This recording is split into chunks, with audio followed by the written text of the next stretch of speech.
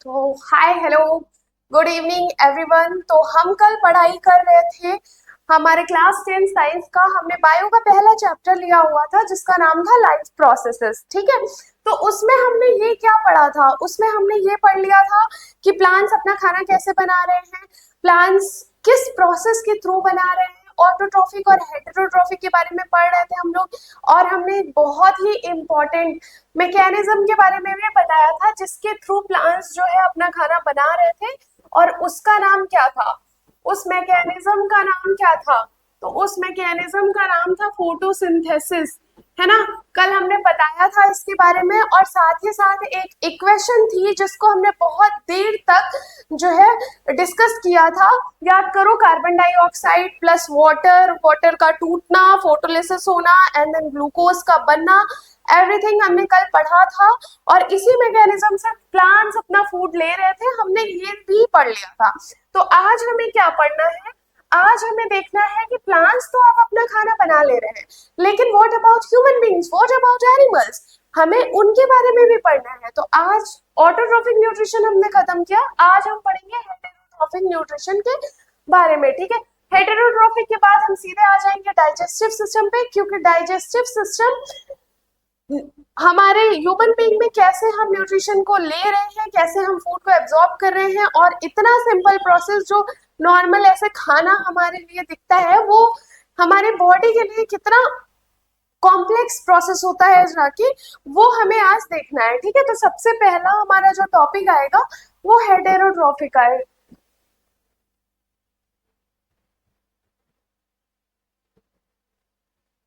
क्या हुआ, वो हेटेरोट्रॉफिक न्यूट्रिशन आएगा। ठीक है, ये वाली स्लाइड खुल नहीं रही है, पता नहीं कुछ तो प्रॉब्लम आया, बट कोई दिक्कत नहीं है, हम ऐसे ही समझा रहे हैं कि हेटेरोट्रॉफिक न्यूट्रिशन अब क्या होता है।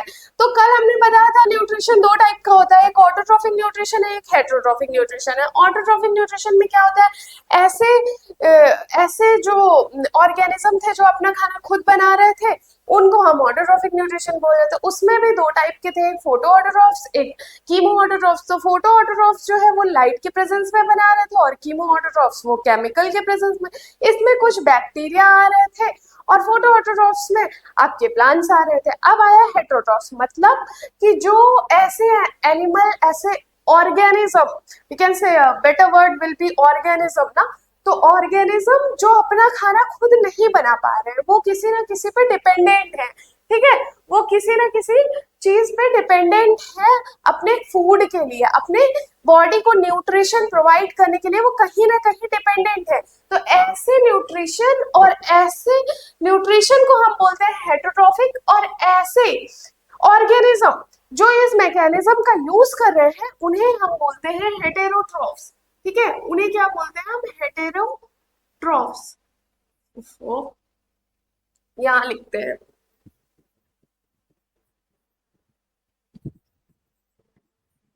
और ये जो है, अब ये तीन तरीके का होता है। कौन कौन सा, होलोजोइक, सैप्रोफिटिक और पैरासिटिक। ठीक है, तो होलोजोइक के बारे में सबसे पहले देखते हैं। तो होलोजोइक न्यूट्रिशन जो है वो हम लोग अपना एग्जांपल दे रहे हैं कि हम लोग जो एज अ ह्यूमन बीइंग है वो होलोजोइक न्यूट्रिशन ही ले रहे हैं। ठीक है, ठीक। अमीबा, जैसे बहुत ही सिंपल एक एग्जांपल दे रहे हैं अमीबा का, वो भी होलोजोइक न्यूट्रिशन ले रहा है। तो देखो, पहले देखो क्या है holozoic nutrition, involves the ingestion and internal processing of solid and liquid food. हम लोग सॉलिड एंड लिक्विड फूड ही तो ले रहे हैं ना अंदर। पिज्जा खा रहे हो तुम लोग, वो सॉलिड हुआ। कोल्ड कॉफी पीते हो, कोल्ड ड्रिंक पी रहे हो, पूरा गर्मी भर पी रहे हो ना, तो वो क्या हुआ, लिक्विड हुआ। हम लोग तो पी रहे हैं नॉर्मली, हमें तो लगता है बस हम पी लिए, लेकिन हमारे बॉडी में उसके अंदर जाके क्या प्रोसेस हो रहा है, प्रोसेसिंग। देखो, इंटरनल प्रोसेसिंग हमें दिख तो नहीं रहा है ना, इंटरनल प्रोसेसिंग है। तो इंटरनल प्रोसेसिंग ऑफ किसकी, किसकी, सॉलिड खा रहे हैं, लिक्विड फूड खा रहे हैं ऑर्गेनिज्म में, उस चीज को हम होलोजोइक कहते हैं। ठीक है, और ये जो होलोजोइक न्यूट्रिशन है, ऐसा नहीं कि बस आपने खाया और डाइजेस्ट हो गया। ऐसा नहीं होता, बहुत सारे प्रोसेसेस के गो थ्रू करता है ये, ठीक है। जैसे कि इंजेशन हुआ, डाइजेशन हुआ, एब्जॉर्प्शन हुआ, एसिमिलेशन हुआ, और फिर लास्ट है एक्सक्रीशन। एक्सक्रीशन जो है वो हमारा लास्ट जो है लास्ट स्टेप होता है, ठीक है। और इसकी एग्जाम्पल तो सबसे अच्छा एग्जाम्पल तो हमने दे ही दिया कि हम लोग एनिमल मतलब मैन, ठीक है, वर्टिब्रेट्स जितने भी हैं वो सब, ठीक। और जो है अमीबा भी होता है एक एग्जाम्पल, बहुत अच्छा अमीबा का एग्जाम्पल हो सकता है। आओ देखो, अमीबा तो बहुत सिंपल है, इसका मैकेनिज्म तो बहुत सिंपल है, क्योंकि अमीबा अपने में ही एक बहुत सिंपल ऑर्गेनिज्म है ना, तो उसका फूड मैकेनिज्म कितना ही कॉम्प्लेक्स हो पाएगा, ऑब्वियसली ये भी बहुत ही सिंपल रहेगा। तो देखो हमने एनसीईआरटी का ये लगा दिया है, जो जो इम्पोर्टेंट है। मैंने कल भी ये बोला था कि एनसीईआरटी का एक एक वर्ड डिकोड करना आना चाहिए। एनसीईआरटी में जो वर्ड्स लिखे होते हैं वो डिकोड करना आपको आना चाहिए। आप किसी भी चीज की प्रिपरेशन करोगे, आगे नीट की प्रिपरेशन करोगे, TGT, PGT, teaching line, anything, मतलब जो भी आप बायो से रिलेटेड प्रिपरेशन करें, इवन नॉट ओनली बायो, किसी भी सब्जेक्ट में एनसीईआरटी बहुत इंपॉर्टेंट हो जाती है, ठीक है। तो आपको एक एक वर्ड डिकोड करना आना चाहिए। ऑल्दो हर वर्ड इंपॉर्टेंट नहीं होता है, बट वो एक वर्ड वो दे देते हैं, आगे एक्सप्लेनेशन नहीं रहता है, आपको उस वर्ड का पूरा मीनिंग पता होना चाहिए, ठीक है। तो इसीलिए मैं एनसीईआरटी पे फुल फोकस रहता है। और देखो कि क्या लिखा है और कैसे हमें पढ़ना है, ठीक है। देखो अब क्या लिखा हुआ है इसमें, in a single celled organism the food में be taken by the entire safer.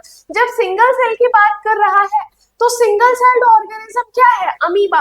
Amoeba जो है वो हमारा सिंगल सेल्ड ऑर्गेनिज्म है, ठीक है, डायरेक्टली नहीं बोल रहा है, बट उसका मीनिंग वही हुआ, ठीक।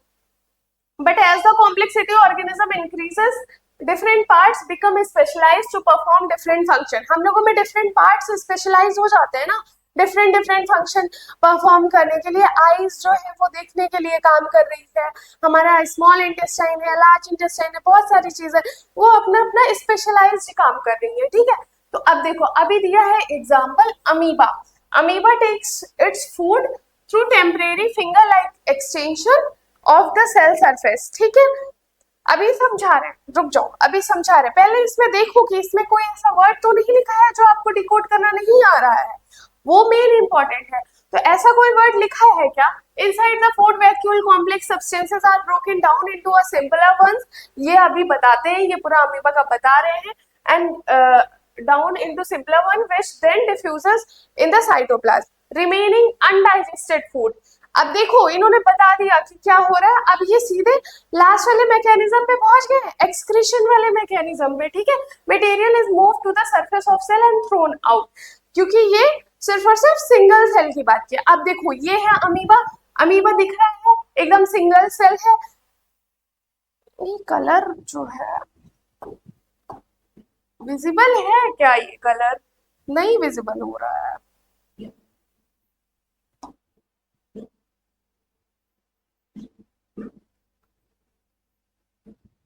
कलर चेंज भी नहीं हो रहा है।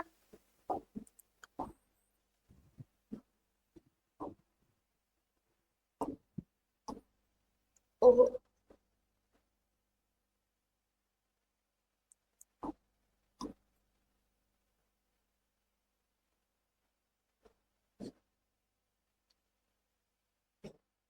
विजिबल नहीं हो रहा है ना।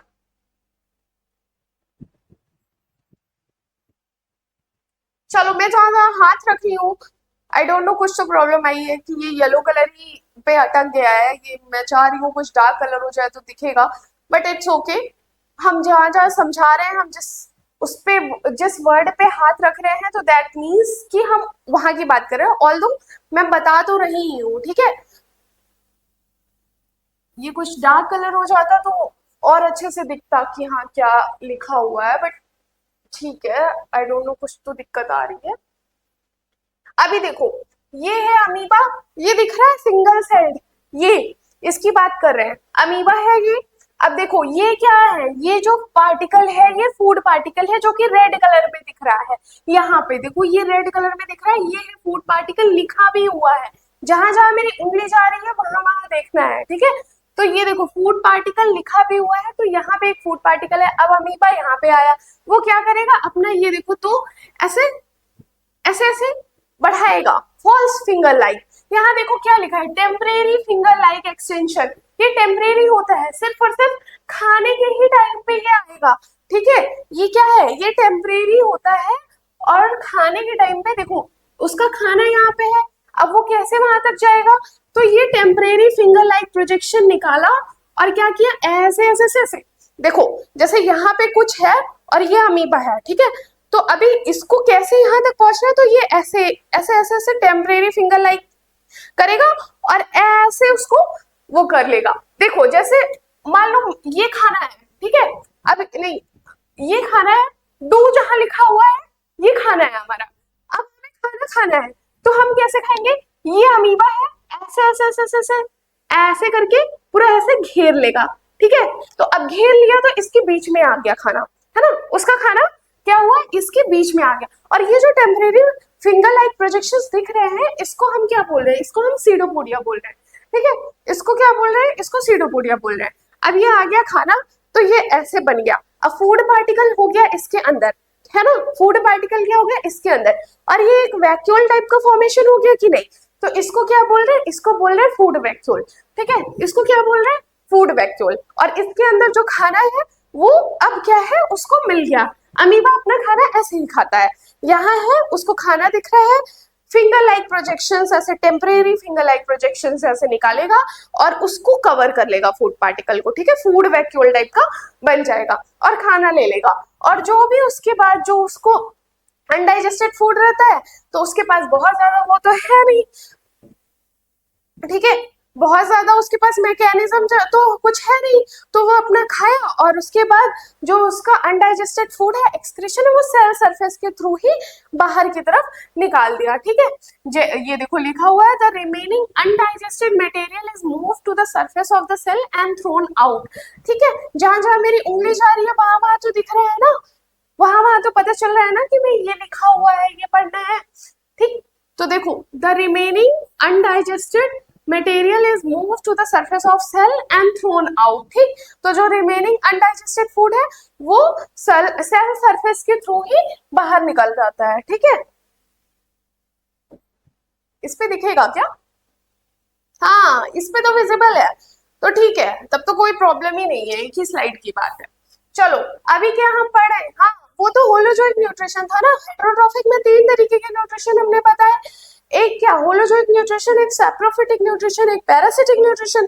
तो होलोजोइक न्यूट्रिशन तो हो गया, अभी आया saprophytic nutrition. Now let's see कि ये क्या है, ये क्या चीज है सैप्रोफिटिक न्यूट्रिशन।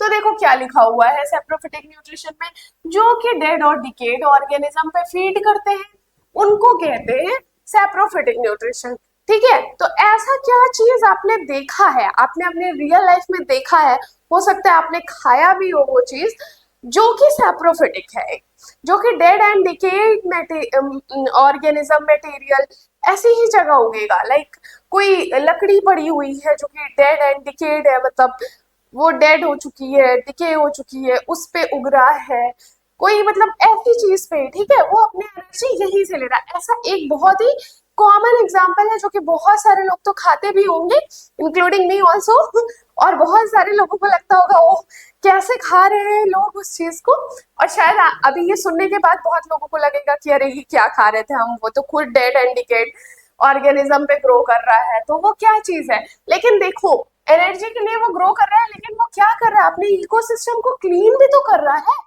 सबसे ज्यादा इंपॉर्टेंट पॉइंट तो ये है कि वो डेड एंड डिकेड ऑर्गेनिज्म पे ग्रो करके अपने इकोसिस्टम को क्लीन भी कर रहा है, वरना वो डेड एंड डिकेड ऑर्गेनिज्म का क्या होगा।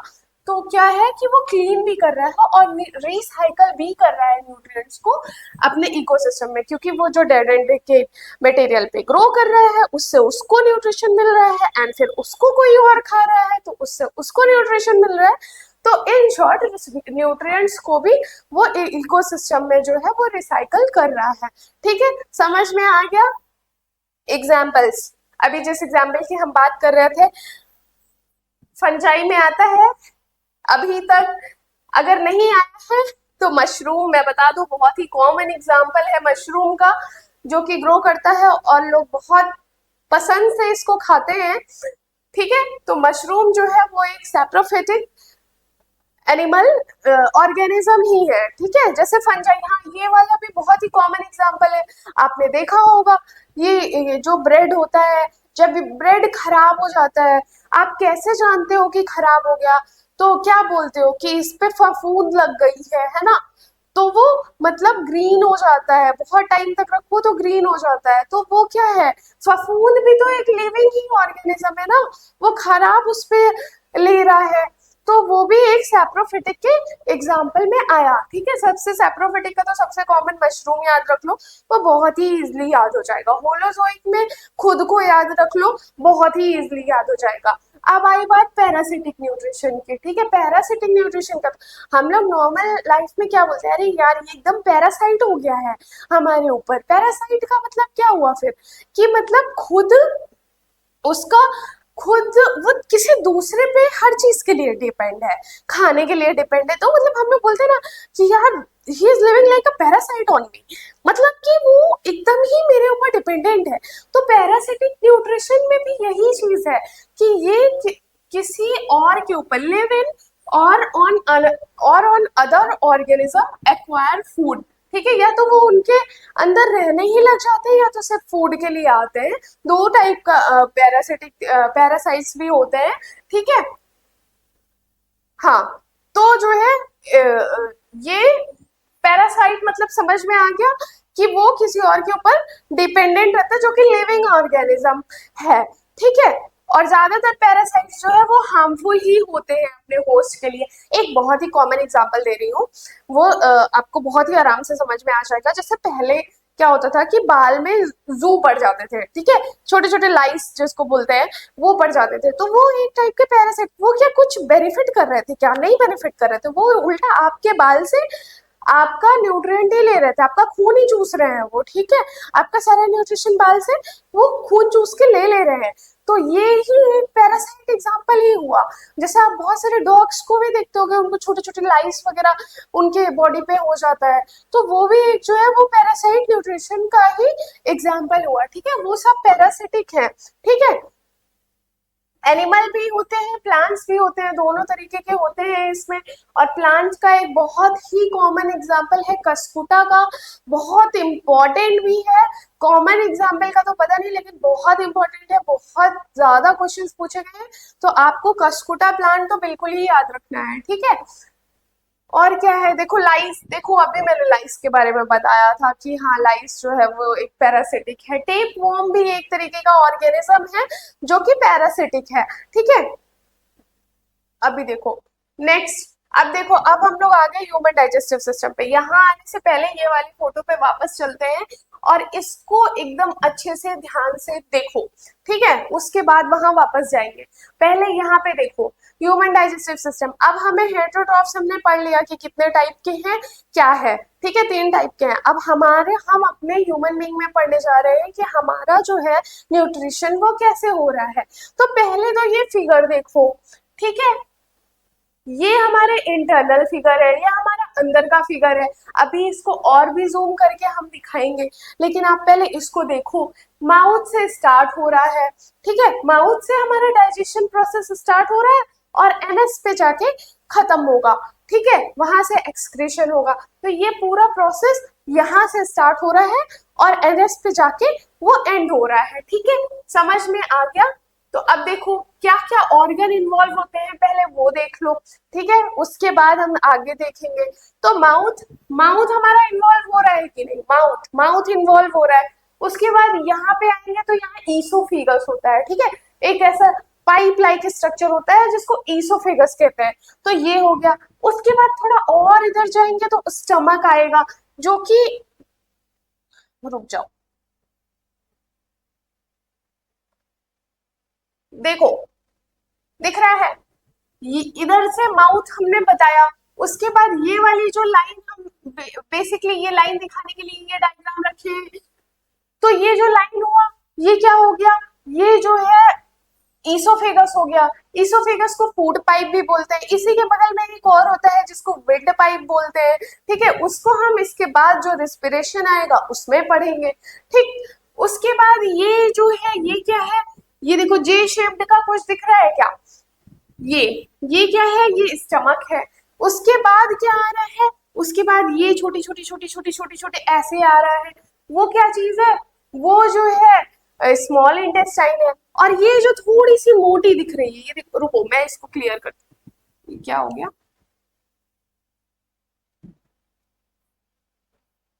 अरे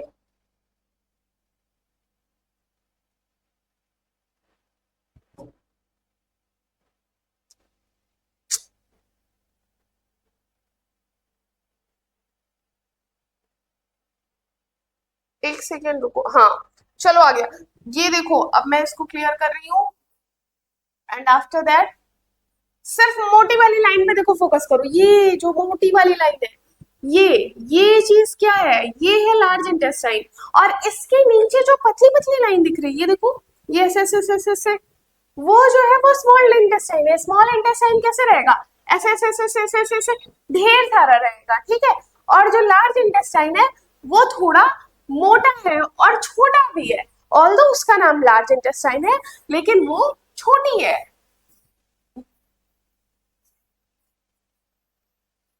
ठीक है। और स्मॉल इंटेस्टाइन, उसका नाम स्मॉल इंटेस्टाइन है लेकिन वो बड़ी है, ठीक है। इतना समझ में आ गया, अभी ये दिख गया ना,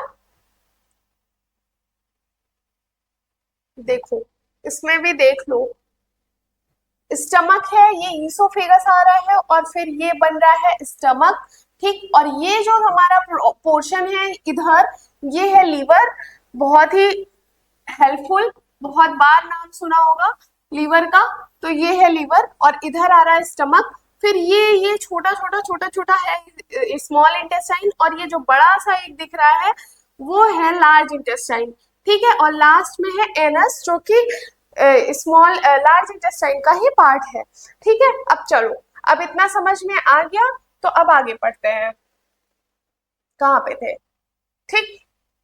तो सारे पार्ट्स अच्छे से तैयार हो गए ना, इसमें दिखे ना पार्ट्स, दिख रहे हैं कि इसमें कि नहीं, ये देखो बकल कैविटी से स्टार्ट हुआ, अपने मुंह से देखो बकल कैविटी में क्या है, मुंह देखो अपना, टंग है, टंग काम कर रहा है, टीथ काम करता है फूड को च्यू करने में। उसके बाद एक ये पाइप लाइक स्ट्रक्चर जा रहा है जिसको हम ईसोफेगस कह रहे हैं, ठीक है। इसको फूड पाइप भी बोलते हैं, इसी के बगल एक होता है उसको विंड पाइप बोलते हैं, और वो रेस्पिरेटरी में काम आता है, उसको हम रेस्पिरेशन में पढ़ेंगे, ठीक है।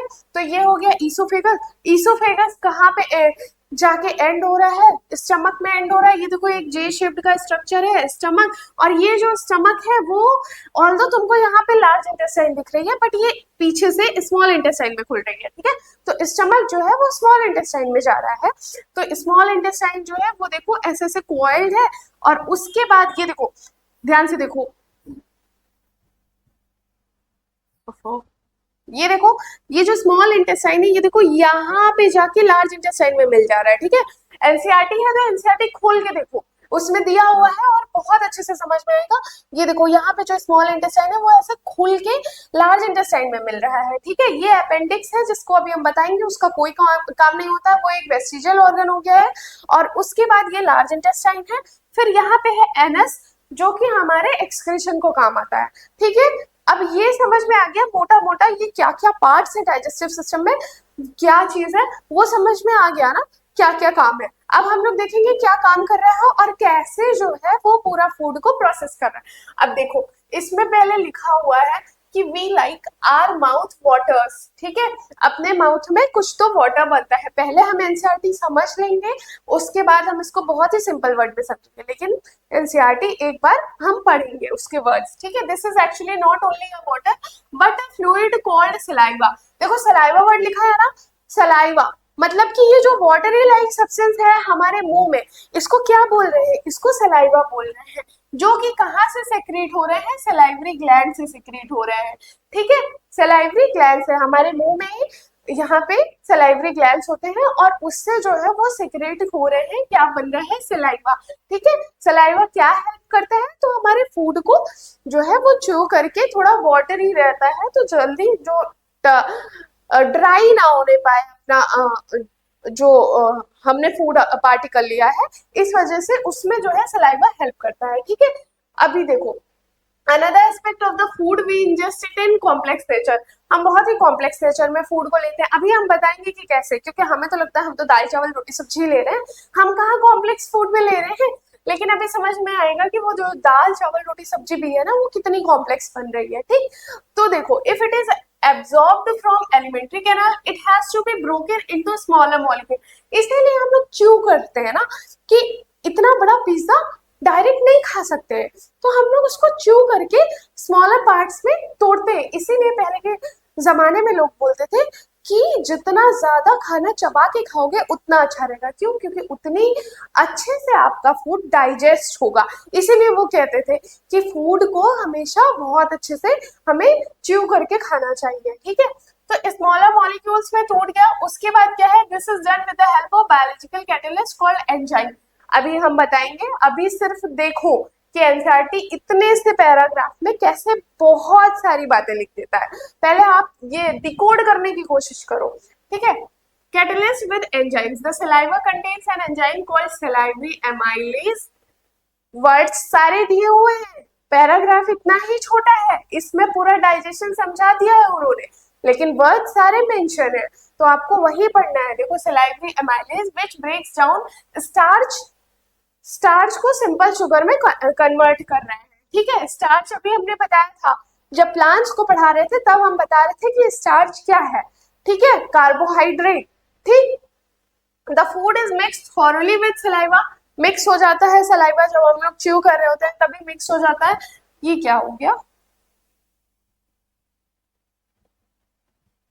ठीक है, and move around the mouth while chewing by the muscular tongue. ठीक है, टंग वंग की हेल्प से हमने च्यू कर लिया। ठीक है, also the digested tube is process properly.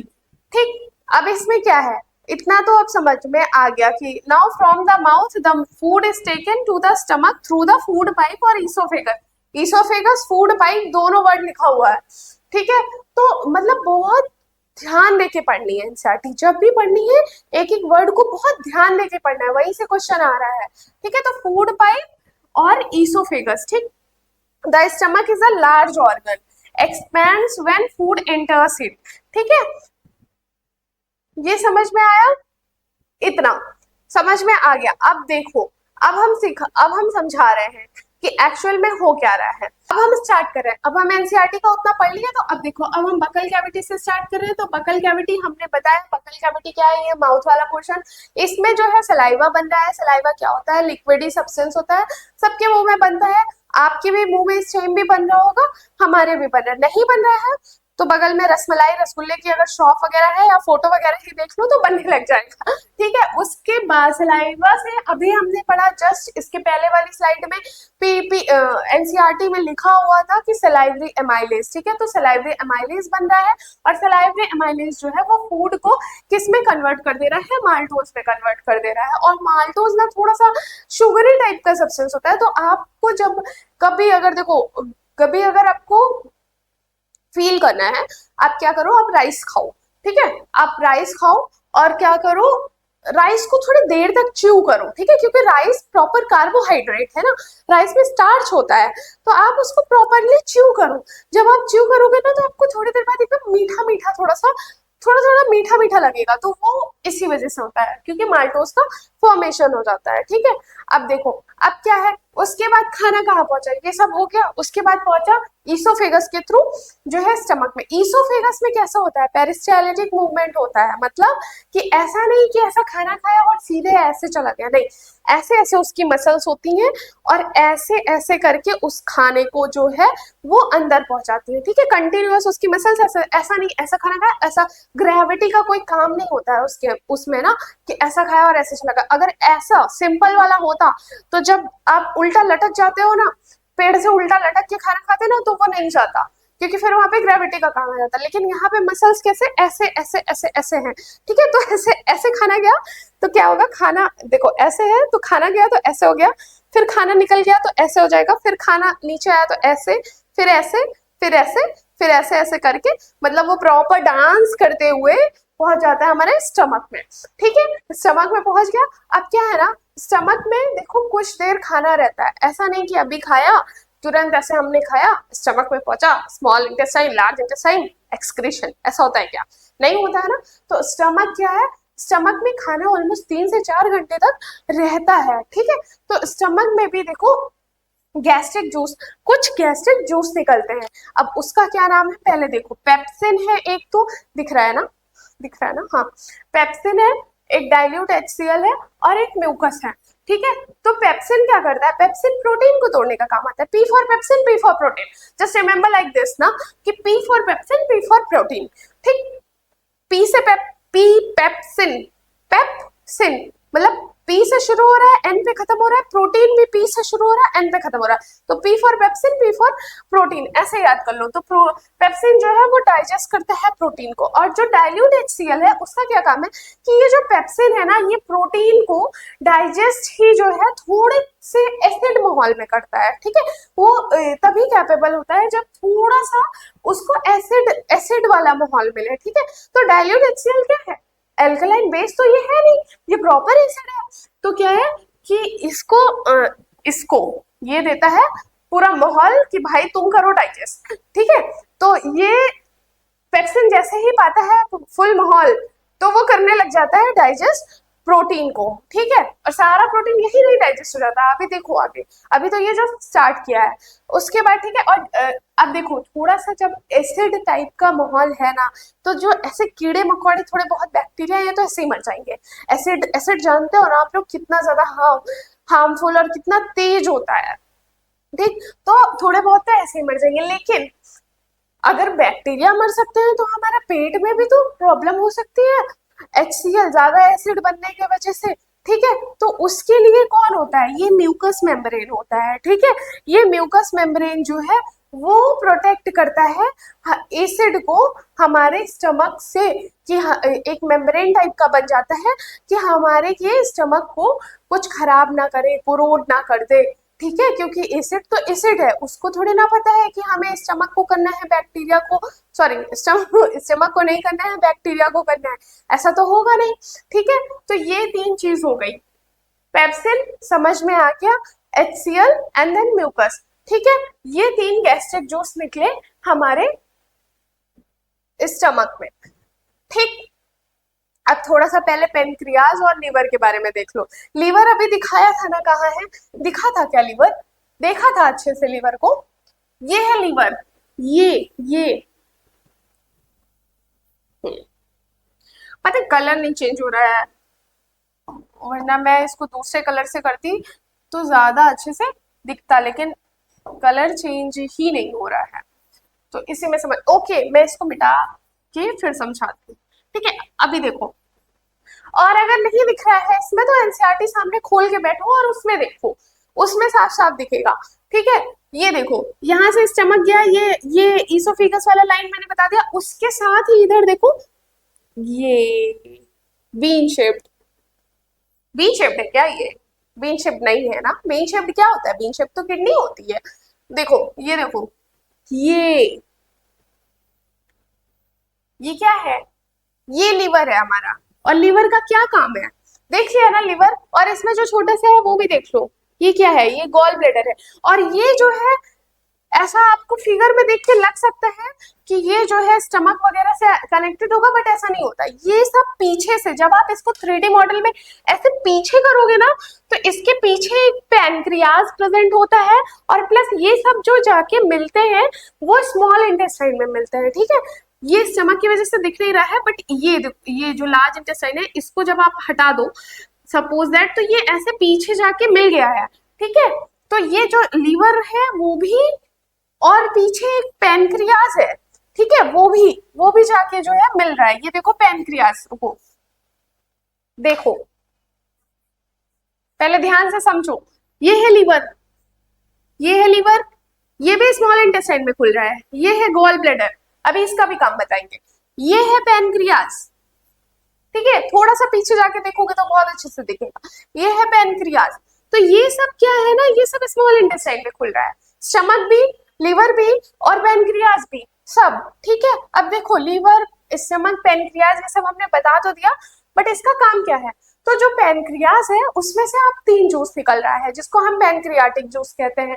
कौन कौन सा जूस निकल रहा है, तो एक पैनक्रियाटिक एमाइलेज निकल रहा है, एक ट्रिप्सिन निकल रहा है, एक लाइपेज निकल रहा है, ठीक है। तो जो पैनक्रियाटिक एमाइलेज है वो हेल्प कर रहा है स्टार्च को डाइजेस्ट करने में, ठीक है। जो ट्रिप्सिन है वो प्रोटीन को हेल्प कर रहा है, ट्रिप्सिन सिन प्रोटीन, टीन एन एन आ रहा है लास्ट में, ठीक है, ऐसे याद करो। लाइपेज, लाइपेज जो है वो इमल्सिफाइड फैट को कर रहा है, ठीक है। तो क्या हो रहा है, देखो पैनक्रियाटिक एमाइलेज, जो एमाइलेज है, एमाइलेज, एमाइलेज, ठीक है, तो वो क्या है, स्टार्च, लेज में स्टार्च होता है ना, लेज जो है वो आलू का बनता है, ऐसे याद करो, एमाइलेज, ठीक है। लेज, लेज जो है वो आलू का बनता है और आलू में होता है स्टार्च, तो जो लेज है वो क्या करता है, वो स्टार्च को करता है डाइजेस्ट, ठीक। ये जो ट्रिप्सिन है वो प्रोटीन में, अब ये जो लाइपेज है, पेज, ये लाइपेज हो गया, ये लेज है, ये पेज है, तो ये जो पेज है वो फैट, ठीक है, इमल्सिफाइड फैट को करता है, ठीक है। तो ये तो तीन निकल रहे हैं किससे, पैनक्रियाज से। जस्ट सपोज दैट ये है पैनक्रियाज, मेरी ड्राइंग उतनी अच्छी नहीं है बट हम एक उसके लिए तो समझा ही सकते हैं, ठीक है। ये है पैनक्रियाज और हम दूर दूर बना रहे हैं, ये है लीवर, समझाने के लिए ही बना रहे हैं, और ये दोनों खुल रहे हैं एक ही उसमें, और ये क्या है, ये हमारा स्मॉल इंटेस्टाइन है, ठीक है। स्मॉल इंटेस्टाइन बहुत बड़ी होती है, बहुत अराउंड वो 6 मीटर्स की होती है, तो 6 मीटर्स कितना होता है आपको देखने में लगेगा, बस 6 मीटर्स की होती है, बस 6 metre is like double storey building, just take an example of double storey building, ठीक है, उतनी बड़ी होती है। तो वो पूरी, अब हमारा पेट तो इतना छोटा सा है, मतलब हमारा बॉडी तो इतना सा है, तो क्या होगा, ऐसे ऐसे कॉइल करके वो इसमें हमारे बॉडी में किसी तरीके से फिट आई है, ठीक है। लार्ज इंटेस्टाइन तो 1.5 मीटर का होता है, तो इसीलिए वो थोड़ा सा वैसे दिख रहा है, और ये एकदम ही कॉइल्ड है, ठीक है। तो ये क्या है, लीवर और पेनक्रियाज खुल जा रहा है इसमें, और उसके बाद ये है स्मॉल इंटेस्टाइन, ठीक है। तो लीवर से निकल रहा है क्या, बाइल जूस, ठीक है। ये क्या है, अब देखो, अब जो ऑलरेडी हमारा स्टमक में हमने पढ़ा कि HCl निकल रहा था, तो उससे क्या था, एसिड माहौल हो गया था। लेकिन ये जो पैनक्रियाटिक एमाइलेज है, अब ये बोल रहा है कि नहीं, हम तो एसिड वाले में काम नहीं करेंगे, हमको तो चाहिए बेस माहौल, ठीक है, हमको थोड़ा एल्कलाइन माहौल चाहिए। तो लीवर का जो ये बाइल सिक्रेट हो रहा है, ये बोल रहा है कि लो भाई, हम तो जो है थोड़ा न्यूट्रल कर दे रहे हैं और थोड़ा आपको एल्कलाइन माहौल भी दे दे रहे हैं, तो थोड़ा सा न्यूट्रल भी हो जा रहा है, और उसके बाद जो है एल्कलाइन माहौल पाके एमाइलेज जो है वो अपना काम कर रहा है, ठीक है। ये समझ में आ गया। अब देखो, इतना हो गया, उसके बाद जो स्मॉल इंटेस्टाइन है उनके पास थोड़ी थोड़ी खुद के भी एंजाइम्स होते हैं, जो सब मिला के ये सब, देखो इतना तो तोड़ दिया ना, जो भी हमने खाना खाया वो ऑलमोस्ट थोड़े सिंपल फॉर्म में आ गए, ठीक है। उसके बाद क्या हुआ कि स्मॉल इंटेस्टाइन के पास उनके थोड़े खुद के भी एंजाइम्स होते हैं छोटे छोटे, उसके थ्रू फूड पूरा ब्रेक हो जाता है, ठीक है। एक चीज याद रखो कि स्मॉल इंटेस्टाइन जो है उसी में सिर्फ और सिर्फ फूड का डाइजेशन होता है, लार्ज इंटेस्टाइन में फूड का कोई डाइजेशन नहीं होता है, ठीक है। फूड का उसमें लार्ज इंटेस्टाइन में बहुत रोल नहीं है फूड के डाइजेशन में, जो भी है पूरा कंप्लीट डाइजेशन हो जाता है हमारे स्मॉल इंटेस्टाइन में, ठीक है। ये चीज हो गया स्मॉल इंटेस्टाइन। उसके बाद क्या होगा, स्मॉल इंटेस्टाइन में छोटे छोटे विलाई होते हैं स्मॉल इंटेस्टाइन के सरफेस पे, जिसके थ्रू वो ब्लड में एब्जॉर्ब हो जाते हैं फूड, ठीक है। उसके बाद हमारा जो नेक्स्ट आता है वो आता है अब लार्ज इंटेस्टाइन। तो लार्ज इंटेस्टाइन मैंने पहले ही बता दिया कि बहुत ज्यादा इसका फूड डाइजेशन में कोई रोल नहीं होता है, ठीक है। इसको लार्ज बावल के भी नाम से जानते हैं, 1.5 मीटर इसका हाई लेंथ होता है, हमने बता दिया था, उसका 6 मीटर होता है। और देखो अब इनके ना 3 पार्ट होते हैं मेनली, सीकम कोलन रेक्टम, ठीक है। क्या 3 पार्ट होते हैं, सीकम कोलन रेक्टम, एंड एक जो है वो एनल होता है। और इसी के थ्रू ये लार्ज इंटेस्टाइन में ही एक और जो है वो पार्ट होता है जिसको हम अपेंडिक्स बोलते हैं, जो कि बिल्कुल ही वेस्टिजियल ऑर्गन है। ये देखो, ये है अपेंडिक्स, अपेंडिक्स। अब इसका कोई काम नहीं है, ठीक है, ये वेस्टिजियल ऑर्गन बना जाता है। वेस्टिजियल ऑर्गन मतलब कि अब इसका कोई काम नहीं है, पहले शायद कभी कोई काम रहा होगा हमारे पुरखों के टाइम में, लेकिन ये फिलहाल तो अभी कोई काम का नहीं है। तो इससे कभी कभी ना अपेंडिक्स का ऑपरेशन भी होता है, क्योंकि इसमें कभी कभी खाना वगैरह फंस जाता है, तो वो बहुत दर्द भी होता है, तो इसको डॉक्टर क्या करते हैं ना, काट के निकाल देते हैं, क्योंकि काम तो इसका वैसे भी कोई नहीं है। फिर ये देखो, ये जो पार्ट है ये सीकम हो जाता है। अभी हमने बताया लार्ज इंटेस्टाइन 3 पार्ट में डिवाइडेड है, सीकम कोलन रेक्टम, तो ये है सीकम। फिर कोलन जो है वो ऑलरेडी 3 पार्ट में डिवाइड है, असेंडिंग, ट्रांसवर्स एंड डिसेंडिंग।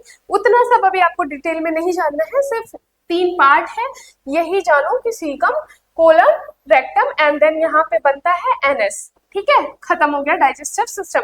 जो भी इनडाइजेस्टेड फूड है अब वो जो है आ जाता है एनएस के थ्रू बाहर।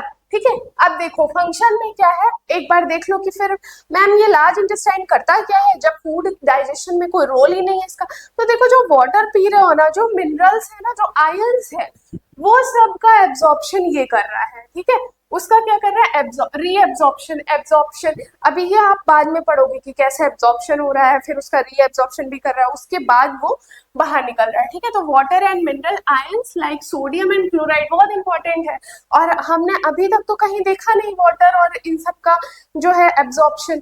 तो ये सब काम करता है लार्ज इंटेस्टाइन। ठीक है, तो यही सब कर रहा है, conversion of intestinal content into faeces, जो बचा है आप उसको फीसेस वगैरह में बना के बाहर उसको एक्सक्रीट करना है। ठीक है, समझ में आ गया। तो इतना ही है डाइजेशन। डाइजेशन हो गया है खत्म। अब हम नेक्स्ट क्लास में मिलेंगे रिस्पिरेशन के साथ। ठीक है।